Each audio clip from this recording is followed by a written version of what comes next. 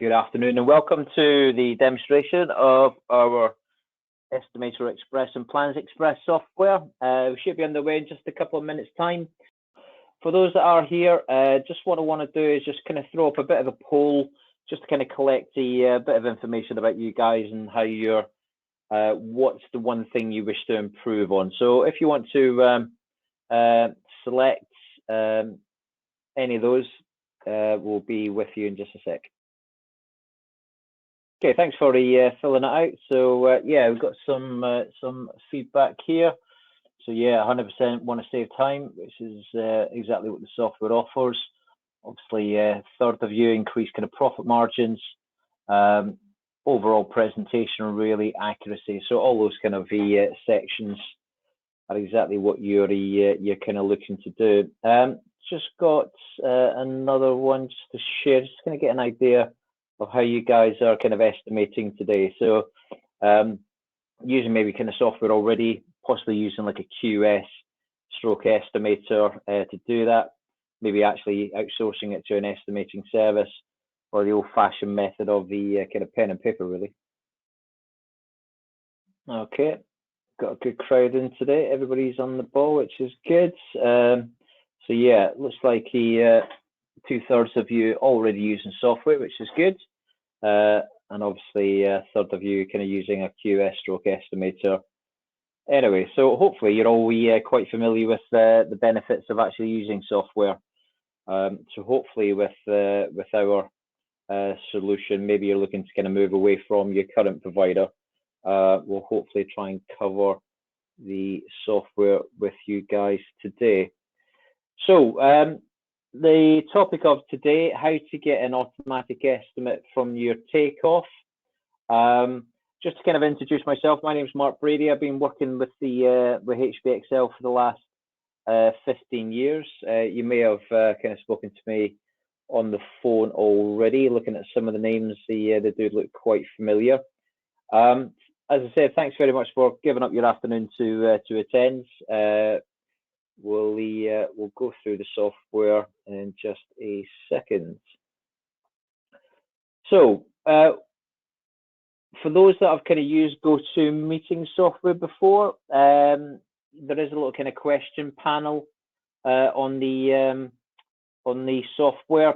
Do ask questions as we kind of go through, and hopefully we'll have a Q&A session just towards the end. So it's just where the GoToMeeting panel, it sometimes kind of hides anyway once you're not using it, but that will you can kind of open it and ask questions as we go through. So what I'm going to be doing today, I'm going to be tracing over an existing PDF plan. Now the reason I've kind of chosen this one is because we actually use this one on our kind of takeoff and estimate software skills training. We actually offer this training over 4 different modules, 1, 2, 3, 4. They're all recorded on our website for access. You can access these whenever you want, really. We do actually run them live as well, and they do get recorded. So they have been uploaded onto the website. And the reason I'm kind of using that PDF today is module 1, that PDF can actually be found on the website to download. I would certainly kind of encourage anybody who's looking to use the software to kind of use the training modules to kind of go through the software, but obviously use this kind of PDF because that relates to the videos that Olivia kind of hosts. So you can actually download that PDF and have a practice, and that's what it's all about, really. Also on that same page is we've actually got our little kind of shortcut key guide, which tells you all the little kind of shortcut keys you can kind of access. So yeah, again, very helpful. That's actually the second PDF along under module 1. So that's the PDF that I'm going to be using today to do the trace over. I'm going to keep it nice and simple today. Obviously, depending on the kind of scale and scope of the projects you've got, the method is exactly the same. The process is the same, regardless of whether or not you've got a nice kind of small extension or if this app actually wraps around and it's a double story with the funky old roof on top. The principles are exactly the same, and what they do through the training is they kind of show you these more kind of advanced kind of principles as you kind of work your way through module 4. So this is the plan we're going to trace over. Now we actually know the size of the plan, quite helpful. On the plan we've got an A3 1 to 50. All right. So what I'm going to be using today, software-wise, we're going to be using Plans Express to do the trace over. Okay, we're going to load up the PDF into this bit of software, and then once we've traced over, we're then going to import it in Estimator Express using that button there, and then we're going to price it up. So what I'm going to do first is I'm going to open up a new plan, a new template. As I said, the plan that we've got on that PDF is an A3 1 to 50. So when we actually open the Plans Express, I can actually load in an A3 1 to 50 plain page by clicking OK. And then this plan here is actually an A3 1 to 50. That means that when we import the plan, import the PDF, we can just paste it directly onto this plan size. And we do that quite easily through the Scan and Trace tab in Plans Express. And then what we do is we actually import the drawing. So all we do is click that button there. The software asks, what type of image do we have? Is it a PDF? Is it a standard kind of image file? Or is it the original kind of CAD file, which you can import as well? So if it's been done in a different CAD system, AutoCAD, if it's a DWG DXF file, we can use that. But we've got a PDF, so that's the default it does pick. So we're going to click the PDF. I'm going to click next. It's now going to ask me to go find that plan, and basically that plan is just there, the takeoff and estimate example plan PDF, which is pretty much kind of sitting on my desktop. So we'll click open. Now that plan in the PDF, it's actually got 2 pages to it. When you kind of download it, you've got the 3D visual, but on the second page, that's where the plan is. So when you import it, you can actually skip along to the right page. So that's the page number 2 is the page that we're going to import. And then all you do is click finish. And then all we have to then do is just paste from the bottom left-hand corner. So left mouse click there. And then we can just stretch it up to that top right-hand corner just there. Just get it lined up. And then that's our plan. Pretty much in Plans Express, really. It is actually that simple. So the section that we're going to draw is going to be this kind of rear extension. Now, being a PDF, it really is just a flat image. There's really nothing to it, really. So that's why we have to trace over it. We need to kind of give the PDF a bit of life and some values. Now, what I'm going to do here, I'm actually going to line out the edges of my walls, and we actually do that using, within the Drawing and Annotation tab, we actually use what we call construction lines. Your construction lines can be found here. They can also be found in the right-click menu on the mouse for a shortcut. So if you don't want to kind of go to the Drawing and Annotation tab, if you right-click on the mouse, you can actually go to construction lines, and then you can kind of choose a construction line you're after. So if we choose a horizontal one, what we can do is just zoom in there using the middle scroll wheel, and I can just pop a line on there. Now my next line, I want to place there, but I want to place it 2.4 or 2,400 mil from line 1 to the second line. Now how we do that is we hover over the first line, so it snaps to that line. And then what we do is we press the R key, and then if I press the up arrow key on the keyboards, I can actually set the distance, so 2,400. And then we can click OK, and that will actually now kind of set the line from that point to that point. Now those shortcut, that tells you about the R key. It's the relative input key. And what we then do is actually use the distance and direction arrows, or sorry, the direction, the keys on the keyboard, and give it distance. So up, down, left, right on the keyboard. That's all I've done. Now we can do another construction line, a vertical one this time, and then mark out the edge of that wall. Okay. And then again, I want to put another line, which is going to be 4,800 from this line to there. And again, all I need to do is hover over there. Again, press the R key, exactly the same. The direction is now going to go to the right, and we can just punch in 4,800. And that's now going to set a line 4,800 from there to there. Don't worry if you're actually just off that line. It's actually, the line has been set now 4,800. So when I place the wall along here, it's placing it at the right distance of 4,800. All right. So what we're now ready to do is actually draw the walls. Now we do that using the architectural toolbar. Now on the architectural toolbar, if I want to draw a wall, that's my wall section here. It's a choice of between an external or internal, or doing any kind of feature masonry. If we are doing an external wall, we can either choose a brick and block, we can choose an external kind of block wall, we can choose some SIP and ICF walls as well, or we can just choose a stone cavity wall if you're building in stone.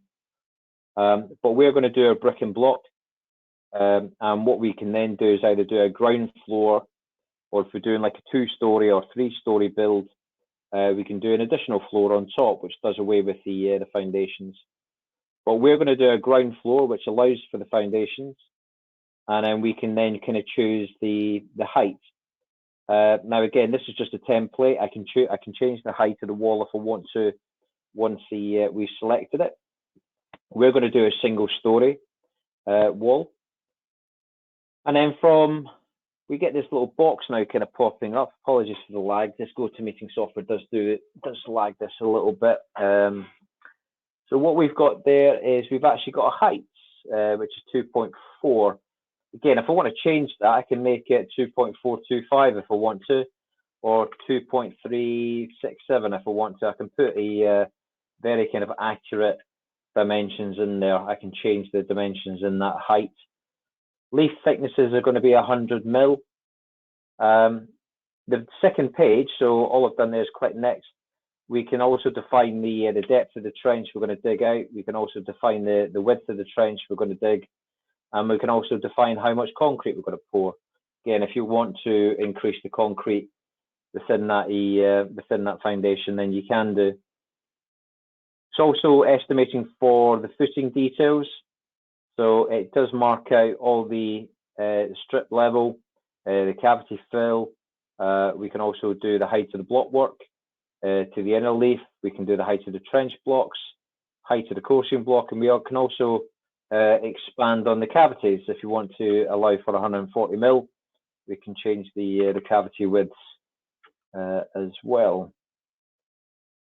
And on the inside, this will also allow for the plastering for the block work, the decoration on the plastering, and also attach a skirting board to that. So all these elements are then estimated when it goes into Estimator Express.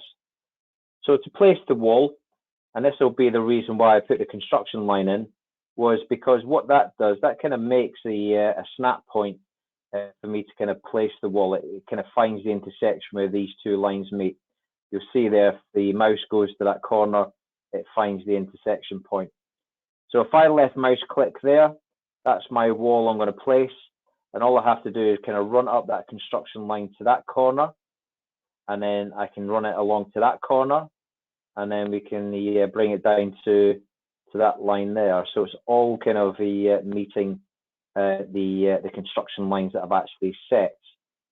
So that just means that this particular wall, I can use the dimension tool. We know that that's 4,800 mil from point A to point B. And the same goes for the side walls as well. They're all going to be 2.4 meters. Now, one of the certainly kind of features of the software is being able to kind of look at this in a 3D preview. So if I click on the 3D, what this will kind of then kind of throw up is the walls in a kind of a 3D environment. We can kind of spin that around if we want to. We can grab it. We can stick it at different angles just to kind of have a look at what's going on really. You can either have it open, you can kind of make that a little bit smaller if you want to, if it does get in the way, or just kind of close it and then kind of open it as you want to.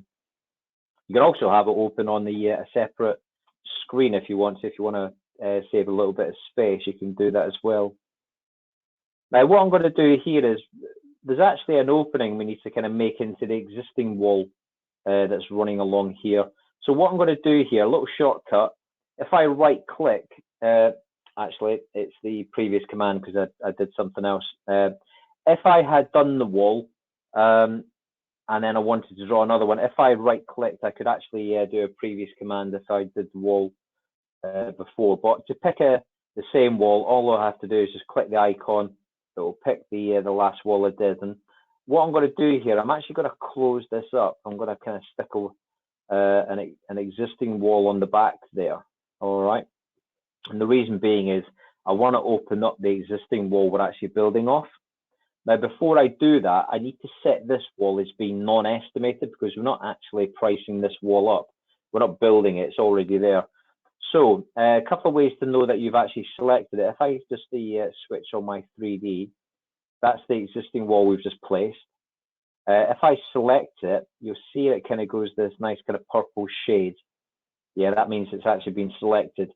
And again, if I right click on that wall, I can actually set that wall as being non-estimated.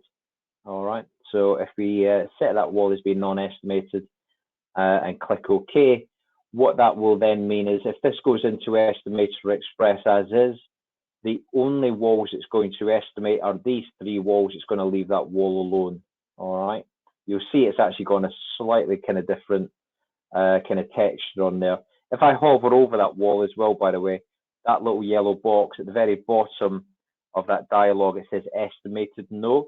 And if I hover over this wall, it says estimated yes.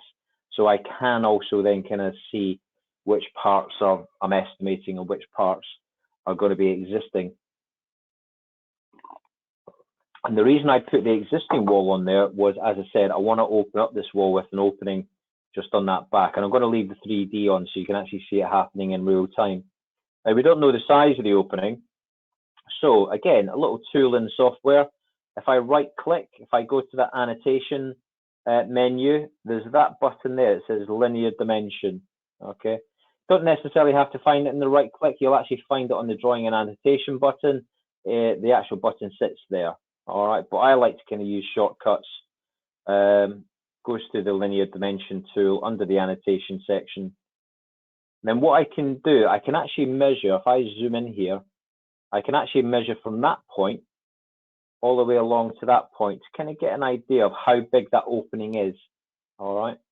Now the opening, give or take a couple of mil, is going to be 3,600. That's the size of the opening itself. But I just wanted to kind of just check.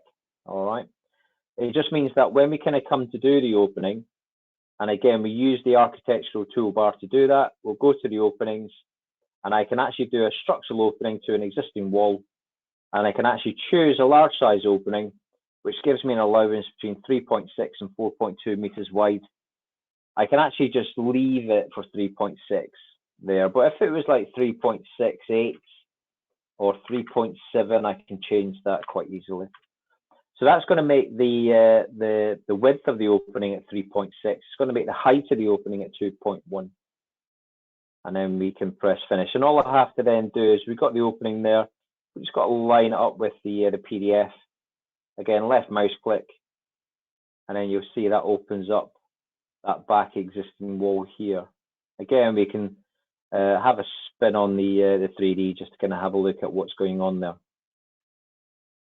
So what I'm going to do now, I'm actually going to drop in a floor just here. And I'm going to do that by going into the flooring section. I can then go to the slabs. If you're putting a slab down, if you're putting a beam and block, then go for it. Or if you're doing like a timber ground floor, again, go for it. But if we're doing like a slab, we can go to the extension slab, and we can either do a reinforced or unreinforced. Now, this is good if it's just a square, because it basically allows you to just drop the slab into the corners. But we've got a bit of an irregular shape now because we've actually put this section in here. We need to kind of cover this with a slab as well. So I'm going to do a regular shaped the slab. So in the floor slabs, it's that option there, a regular area. What that allows me to then do is estimate the slab up. We can put whatever depth we want to put on there. If you want to do some top and bottom reinforcement, if you want to kind of increase the depth of that slab, we can do. It just means that when we kind of now go around, it allows me to kind of go around the whole perimeter. You see there, it's actually snapping now to all these different points. And then we can go to that corner, pull it back up to that one. And then we're going to finish off where we started, and that's actually represented with that little circle. And all I have to do is just click in that circle and then right click, and that will stop my command. And that's us now kind of put the slab in there. All right, that's our slab. That's gone in. All right. Don't ask me why. The developers have decided to kind of allow a bit of a funny texture for the slab in there. You can actually change the textures if you want to. So if you go into Views in 3D, there's a texture button there. You can actually highlight the floor. So if I go to the floor, top of the floor, I can actually remove that texture and I can make it whatever color I want as well. All right, so if you want to kind of highlight that as being gray, we can do to represent the slab that's going in. So you can change the textures. You can even change that brick texture as well if you want to. If you click on the textures and go to the wall, you can go to the brick wall, and then from that menu, we can actually change the brick finish on that. So if they want a grey brick, we can actually change that as well for them. All right. So yeah, there's a couple of tools in here that you can definitely use. Cool. Right. So what I'm going to do now, again, I'm going to use leave the 3D on there. I'm going to place a door at the front. Now we know the door is 300 mil wide, or sorry, 3000 mil wide. So again, go to the architectural, go to the doors, choose your door. If you want to put a bifold in there, champion. If you want to do an aluminium, hardwood, softwood, or even a plastic one, then you can kind of do a variation on doors. The software also links in with these guys. It's actually a supplier for windows and doors called Crystal Direct. And this is actually a live price you actually get from them. So let's see, put one of theirs in. The reason being is we can actually choose a nice grey one as well. So the door size is actually 3000 mil, so we're doing that 2990. We can do that with a U value of 1. We can use a grey one, or they might want a cream one in there. And we can also, depend on how you want to hinge that. All right. That price there, 2,490, is how much you'll get that door through Crystal Direct through the software. So all we have to then do is just line up where we want to place the door. I've probably chose the wrong hinge on that one, but that's fine. So there we go. Here's your door. You can see through the back as well now that we've got the opening in there. All right. And then we can also put a window on this side. So the window is going to go there. Again, the window is 600 mil across. So I can go to the windows. I can either put one of our standard windows in, and then you can put your own supplier costs in there, or you can do Crystal. I like to use Crystal because they have a bit more kind of variation on the types of windows that you might want to place in there. But what I'm going to do it by width first. That's actually quite a tall window. I mean, it might be quite tall. We could do that 2090. We can choose that one, or even that one, and then we can also do a grey kind of finish on that window. So if you do want a kind of a nice kind of tall window on the side there, again, just line it up, and then we've got that window on the side. Okay. But yeah, the window could be of any width or any height. What we can also do, we can actually modify the original drawing. Now there's no door on that side, but maybe after a bit of a consultation, or after you've had the plans off them, maybe they want to see what it's going to look like with an extra door on the side. So we can actually go to the door section. Let's put a patio door in there. and then we can go to color. Again, we can do a grey one. We'll do one at a 1.8. Again, there's one at 830 as a grey one. And then we can line it up. Now, if we want to line up, find out the how that's going to hit the mid or the middle of that wall, if I press the M key on the keyboard, what it does, it kind of snaps to the midpoint, and then we can tell software how it's going to slide open. And that's just got the that on the side. So we've even modified the original drawing. Again, the M key, I think it's on the shortcut key. Let's have a look. Maybe I forgot to include it. But yeah, the shortcut, there is an M key. It kind of snaps to the midpoint. All right. Now it's up to you. You could decide on what type of roof you want to place on here. I think there was a lean-to initially. So you can put a lean-to on there, or maybe they want a flat roof instead. You can maybe kind of show them both, really. So if you want to do a cut roof, let's say we'll do it as a 30-degree pitch. We can make that a little bit shallower. We can bring it down to a 20-degree pitch. But that's going to estimate up all the timbers, bars, boards, joists, rafters. They're all in there. It'll estimate the guttering as well for you, as well as the tiling and all the roof finishes.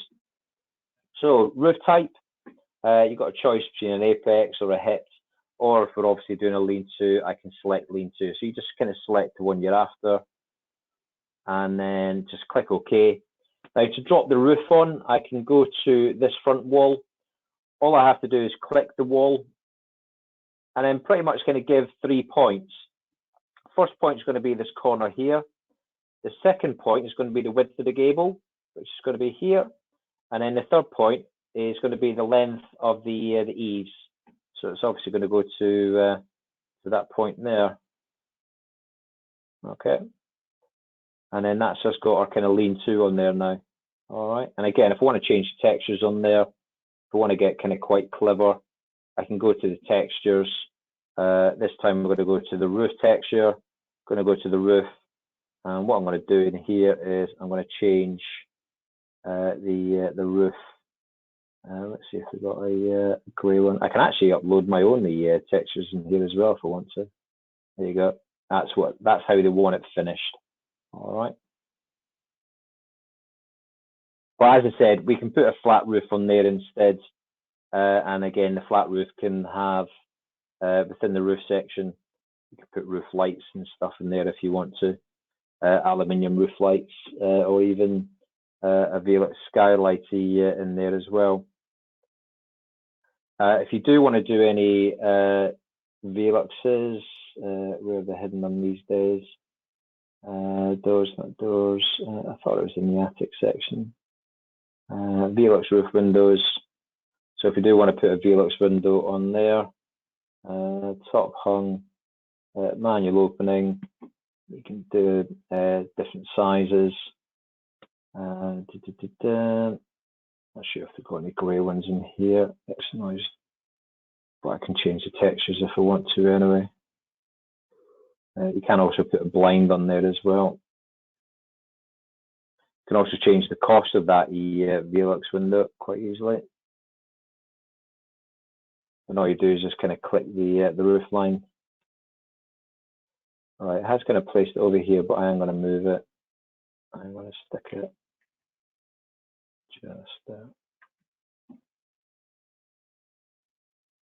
Okay, so that's got our Velux window up there as well. All right.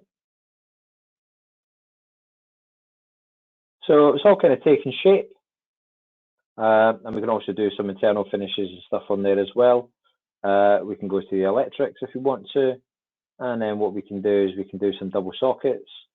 So let's put a double socket down there with a USB switch.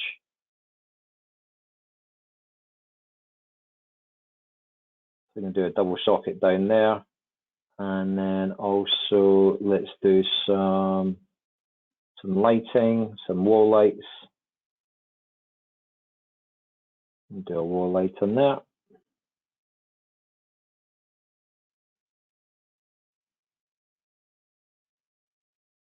And we can also do a low light image just there. And we can also do some plumbing as well. If they might want to have a radiator on there, or if you're doing underfloor heating, you can pop some underfloor heating in there. Yeah, you can do some plumbing in there as well for you. Now, at any point, you can kind of get this kind of estimated. So if you get to this stage and you want to kind of save your drawing, we can go to Save As. We can give a drawing number to it. It kind of does default it anyway, so it's up to you if you want to kind of keep that. We'll just do drawing number 2. Then all we have to do is import that back into Estimator Express. So what we do is open up Estimator Express. As I say, what we're going to do in here is we're actually going to create a new job. And what we're going to be doing is actually using that Quote from Plans Express import button. And all that then does is just asks for me to go and locate that plan. It was drawing number 2 that we've just done, which should be my most latest drawing, saved at 1532. And then all we have to do is open that up. So what we can do here is we can give it a job name. It defaults it as customized build, but we can say this is going to be, job name is going to be, let's put Mr. Jones, and it's a single story extension. We can actually drop that down as well as, I think there's one in here for the lean-to extension as a job description. Now what it's asking for is the price book that we want to use to estimate it. I'll go into the price books once it's been estimated and explain where we get our prices from. We can also give it a start date, so it's given us a bit of a lead time anyway, but let's say they've requested that we start this mid-March. We're going to use a extension specification for this particular job, which is good. The external wall brickwork, let's say those grey bricks that we've just bought or they're asking us to use are about £1.20 per brick. Let's say the tiling is going to be a slate finish on that roof. And let's say we can't get any plant into this area. Say this is going to be a rear extension and the area is just too tight to get any plant in there. So what I can do, I can actually tell the software, don't use the standard mini digger we tend to use. We're actually going to do a manual labour dig on this job. All right. Guttering is going to be plastic. It will kind of choose plastic anyway as default, unless we want to change it. Maybe they do want some aluminium, cast aluminium gutter on there. So we can do them as a 115 76 mil downpipe. What we can also do down here as well is actually review our profit markup. So how much money do you want to make on this job? My kind of profit markup is actually set with a 20% profit, 20% across the board really. I'm also running with a 5% overheads percentage. So my total markup on each and every job is going to be in around 25%. Okay. My inflation, obviously everybody's some of you guys who kind of mentioned about accurately kind of estimating this job. Guess what you've got to be very concerned about is this job isn't going to start till March next year. Now, by the time we start building, you bet your bottom dollar that the prices that you're kind of estimating today out there, today's price book, aren't going to be anywhere near the prices that you're going to be kind of buying materials for in March. So what I can do here is I can actually set an inflation percentage on my job. So when I present it to the customer, it's going to have an extra 10% on there for future kind of inflation. Or I could be saying to them, we'll kind of quote you 30, 60 days out of when the job's due to start, just so that you know, but we're kind of giving you a bit of an idea that we're already allowing for any kind of future inflation later on down the line. All right. Once you kind of take care of these, we can also kind of put the, let's put Mr. Jones' client's name. We'll put that in as the streets. and that's going to be ST11ST, and yeah, that's the basically their details of the job, and that's all going to get mapped onto the quote for you, all the client's address and site address. Once we're happy with that, all we have to do is click create job, and pretty much it's going to price that up for you. So by the time that you've actually gone off and actually made yourself a cup of tea, the software has actually estimated your job so far. All right. So that's it now being imported. We'll know it's imported because that image there will actually change to the plan that we've just done. So you see up here, we've got job cost initially, 18,815.89. That's construction cost. And then we've obviously got our kind of profit and overheads. We say we're going to be marking up by 25%, so that's the 4,703. And then this is an ex-VAT price, so it's not including the VAT at this stage. We've got £23,519.87 just there on that kind of sales price. All right. As I said, we're going to be using a £1.20 brick for all the estimating. We're also going to be using a slate finish on the roof tile. Bars board is going to be plastic. Any kind of floorboards going to do like a white wood tongue and groove floorboards. And as I said, we're going to be using a manual labour dig to dig out the trenches. If I want to change them at this stage, all I have to do is go into edit specification. Let's say we want to kind of bump up the price of the brick. Maybe they're out of stock and we have to get them somewhere else, and they're saying it's going to be £1.30. So I'm actually going to do that by changing the brick cost. And then we've actually increased the job by £97.21 by using that different £1.30 brick. So you can change that once the job's actually in here. Also as well up here, you'll see that we're allowing for plastering and allowing for decoration. That's going to be plastered and decorate throughout all the new stuff you're going to build. All right. Up here, you can actually make any rough guess on some of the areas. You can make any provisional sum costs. You can actually add them as a fixed cost. You can also stick it on a location, also assign it to a build phase with a flat fee. But the actual sections that we've just done these are the 3 walls we've just priced, and these are all the dimensions of said wall we actually kind of priced as well. All right. You can go into these if you want to kind of just check what the dimensions are, what we said. That's even kind of picking up the area of openings that we're forming in that wall. If you go into that one, that's probably going to be the main wall with the bifold door. So it's 6.3 square meters for the bifold opening. And obviously on that side of the wall, that's probably going to be where the patio door is. It's 3.78 square meters. You also see in here as well, it's allowing for the gable sizes as well. All right. So they're all the kind of accounted for. So that is basically those 3 walls that we drew that we've just imported. If you want to have a look at them in a little bit more kind of detail, that second button along it says resources. This is now kind of telling me all the resources we're actually going to use on the project.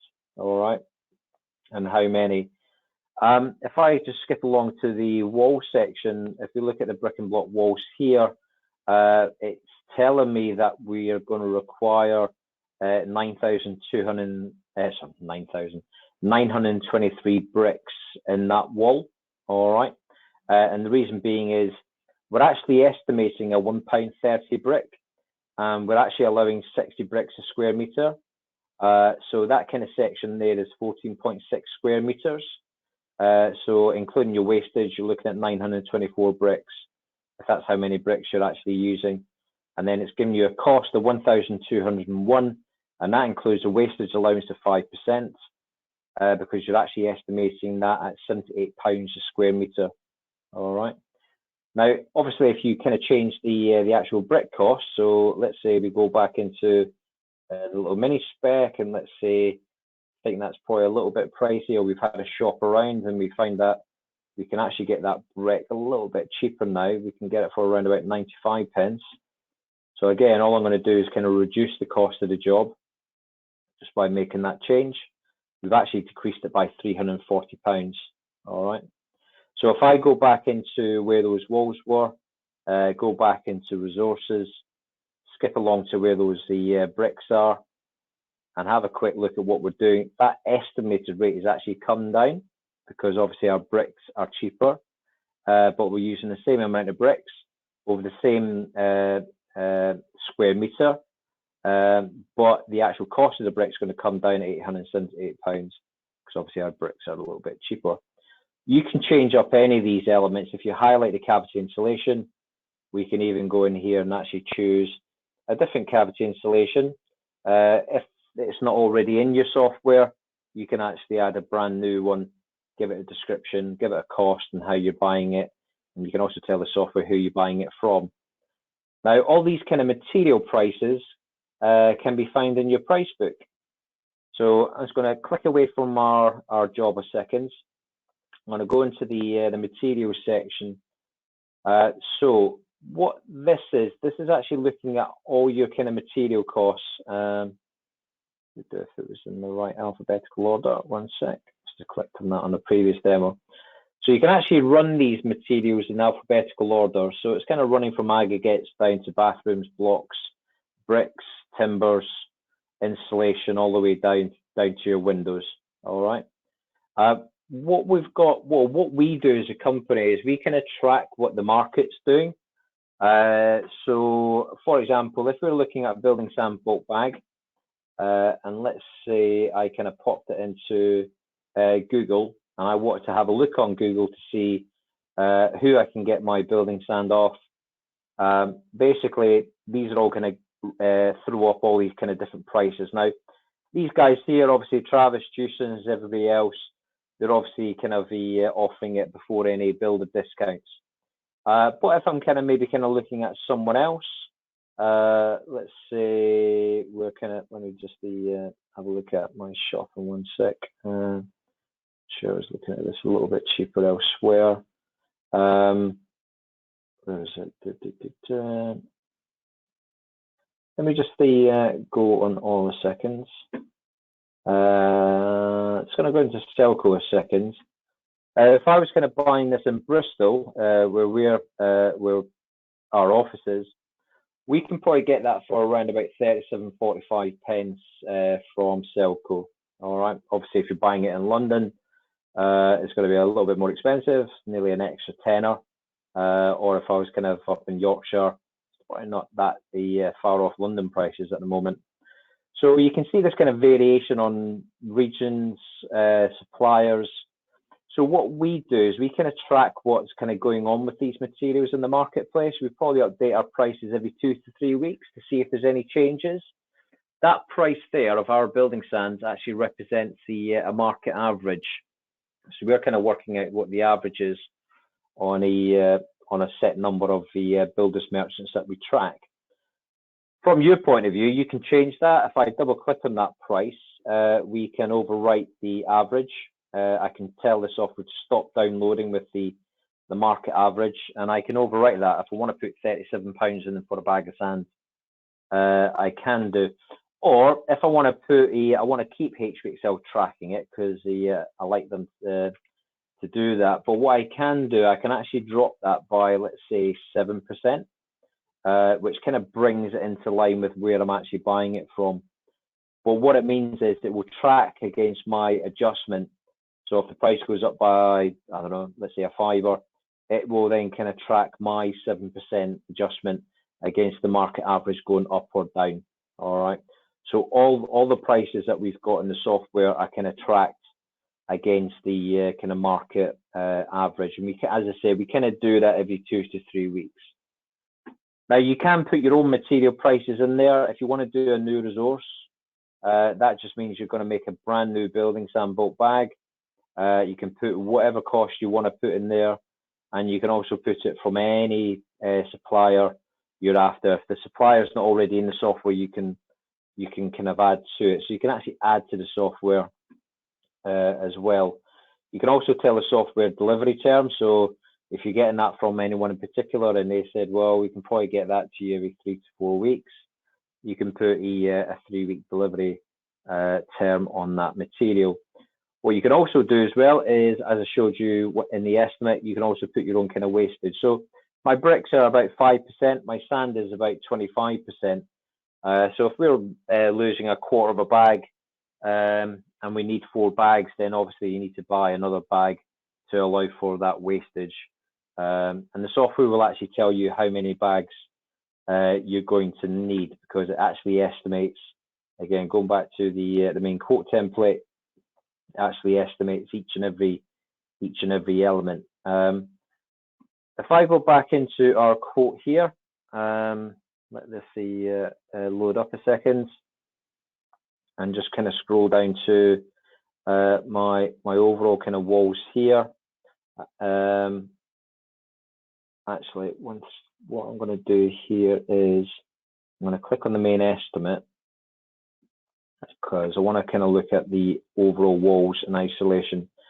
So by clicking on the main estimate button there, what this kind of does, it kind of throws up our costs here. It also kind of gives us a bit of an idea of how much is going into materials, how much is going into labor, plant, etc.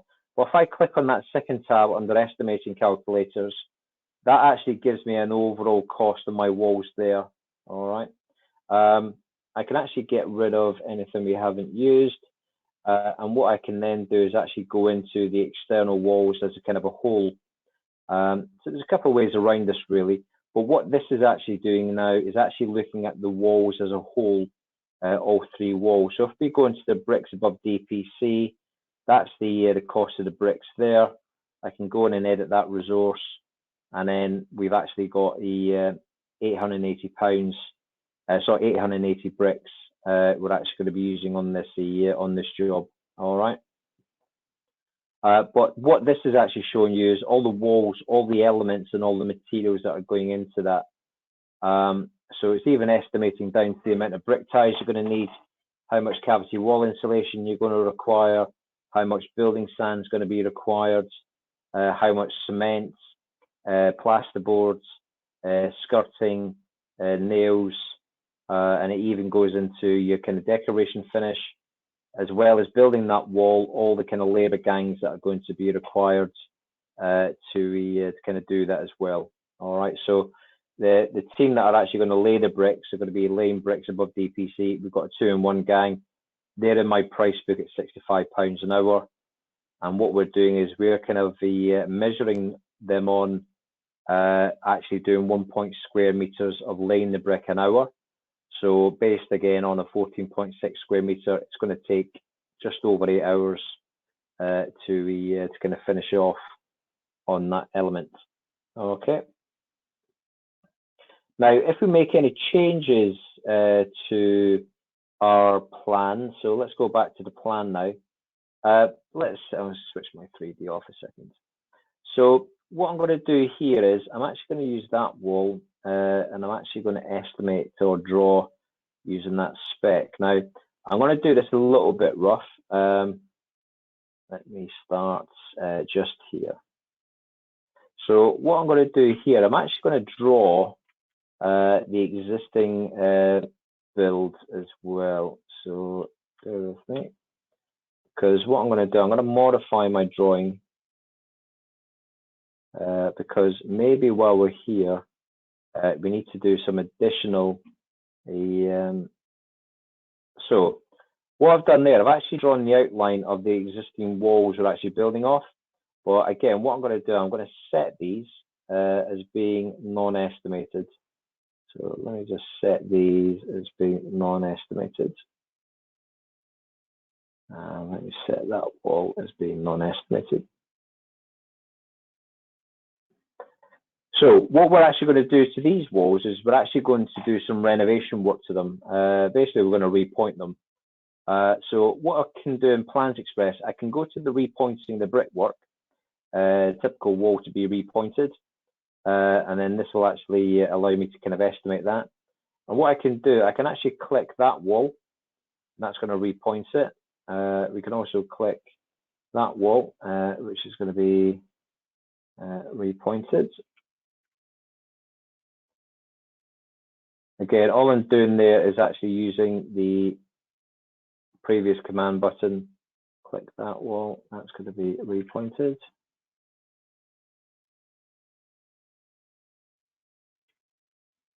And then we're going to repoint this one as well.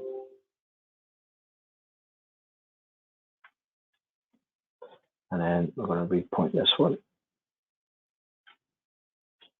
Okay, so those walls there that I've just drawn are all going to be repointed. Now, if I save the drawing now, and then go back to Estimator Express, if I import the plan, it does actually tell me that the plan has actually been updated since I last re-imported it.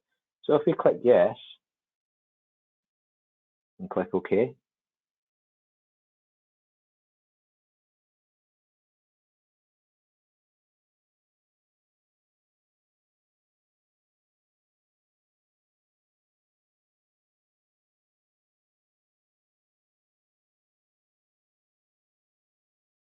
so I can go down to where we've just done those walls. It should be under the renovation and demolition section. Okay, so that's the repointing that we've just done on there. So anytime you do modify the plan, you can just re-import the plan and it will recalculate that job. So if there is any kind of renovation or remedial work you're actually doing to the existing build, you can actually do it just under there. Okay. I mean, it might be that you're actually putting in some new walls on this section or moving walls around. So even on the existing part, you can kind of drop in some additional block walls. Maybe you're kind of building them, obviously not including foundations. So if you want to do some new walls here, we can just do a new wall there.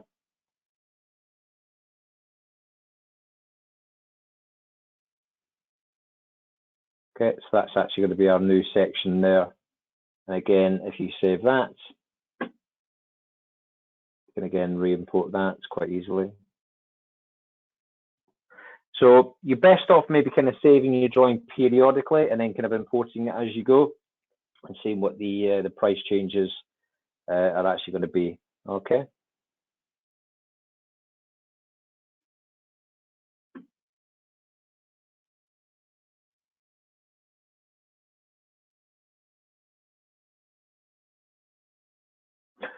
So that's the import process.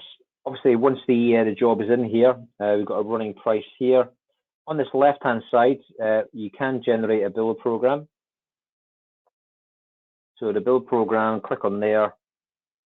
The build program is actually generated based on the amount of hours that are actually going into the estimate. So it's now kind of picking up all the amount of hours and days of your kind of labor, and then you'll produce a Gantt chart on that project. Okay. And then that kind of comes in with the corresponding days. You can get that printed off, etc. if you need to export it as a PDF if you need it. On the kind of output side of things, you can go into your quotes. So that's under your kind of written documents. Click on the quotes,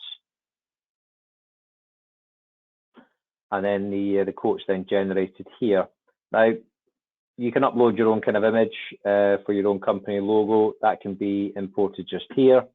It's now kind of setting out the lean-to extension for Mr. Jones at the street and all the address details we put in there.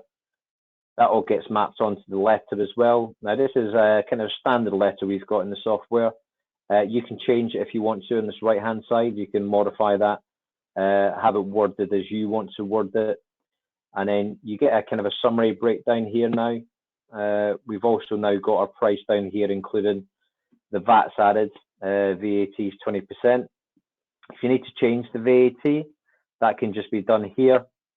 If you're not VAT registered, you can change that, or if you want to put it as a fixed cost or a different percentage, you can do.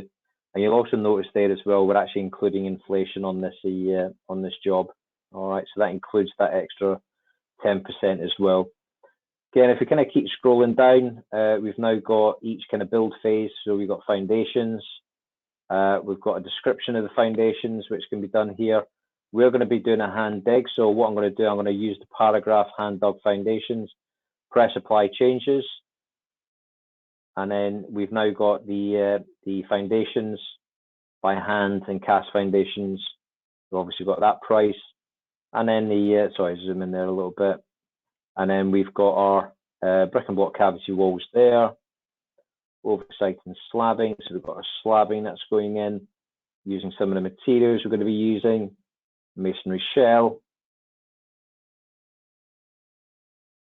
Got our doors because we've used crystal. It's even given a description of the crystal doors. Obviously, we've got our Velux, our main roof tiling. So we're going to be using a natural slate tile at 250 mil. Now, it's not everyone's cup of tea actually having information on the quote. So if you want to change it, if you go to build phases, you don't necessarily have to show those images. And what you can also do as well, if you scroll down, you can actually hide all the resources on the estimate or on the quote. And if you make any changes, just apply change there. And then what you'll find is the actual quotes then kind of looks like this. So it's kind of strips out a lot of the information. Again, it's down to preference how you want to present your price to the customer. And then down here, there's a page on here that allows you to sign off. The customer gets the copy. They obviously get the quote. You get to take a copy of the of what they've signed, and you can also leave them with your terms and conditions on there as well. For those of you who want to make sure you're kind of on top of scheduling materials, there's also a feature in the software called the Smart Scheduler. Now, what this will allow you to kind of do is really kind of look at your materials and when they're actually being kind of scheduled for delivery. So if I click on the Smart Scheduler, what this allows me to do is look at my materials. I can look at any particular build phase. If we want to look at masonry shell, we can also look at resource. If we want to look at bricks, that now kind of breaks down masonry shell bricks. That's now kind of telling me my order quantities. If I want to bump that up, I can put 1,000 in there if I want to. Yeah, I can also change the dates. So it's telling me the order dates based on the lead time and where it's going to be required. But if I want to change that, I'm going to order it on the Friday. That will then allow me to kind of change that. All right.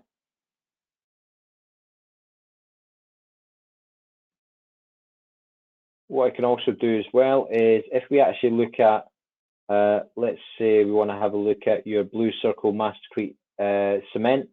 If I click on that button to show this resource on all the build phases, that now kind of shows me it's been used in the footings and it's also been used in the masonry shell. All right. Again, I can also change the order quantities. I can do whatever I like in here. Take that filter off.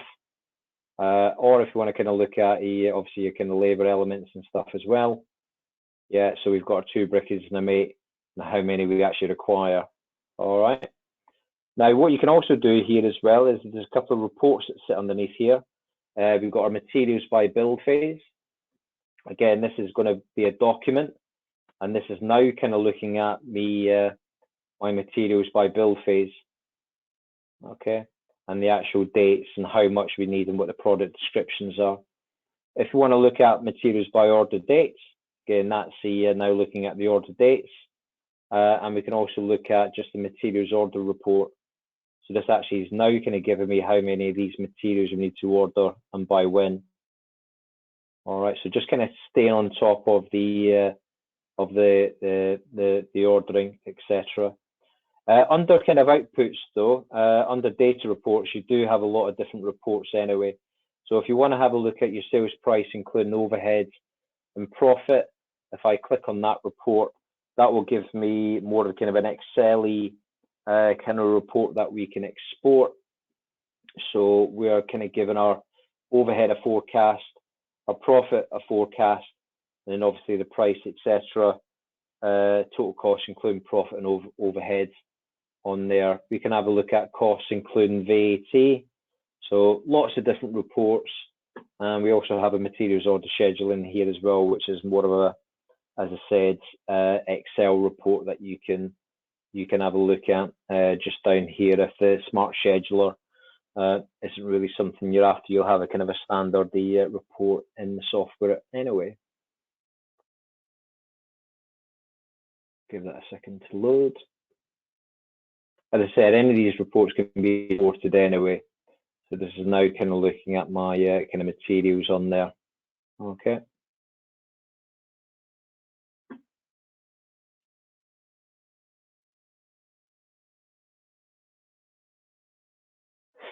As I said, export them if you want to kind of take them out the software, have a play around with them, or even put them into a different program. You can save them as a CSV file. So that's me kind of coming to the end of this, really. As I said, it was just to kind of show you guys how quickly, I mean, within the hour, we've been able to kind of trace over an existing kind of PDF plan, put in some new kind of elements, also kind of deal with the existing elements, and then kind of import it, and then pretty much he kind of got an estimate off the back of that. But yeah, thanks very much for your attendance, and I'm sure we'll catch up soon. So have a good afternoon, have a good evening. Cheers, bye bye.